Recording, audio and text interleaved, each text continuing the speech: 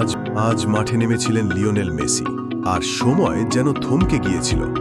মন্ট্রিয়ালের বিপক্ষে ম্যাচে সেই চেনা ম্যাজিশিয়ান আবারও মঞ্চ মাতালেন। ম্যাচের শুরু থেকেই দুর্দান্ত ছন্দে ছিলেন মেসি। বল পায় একের পর এক ড্রিবল, পাস আর সেই চিরচেনা নিয়ন্ত্রণ। যেন ফুটবল একটা কবিতা, আর মেসি তার কবি। ২০ মিনিটেই করেন প্রথম গোল, ডিফেন্ডারদের ঠকিয়ে নিখুঁত এক ফিনিশ। স্টেডিয়াম তখন যেন শুধুই মেসি মেসি ধ্বনিতে মুখর।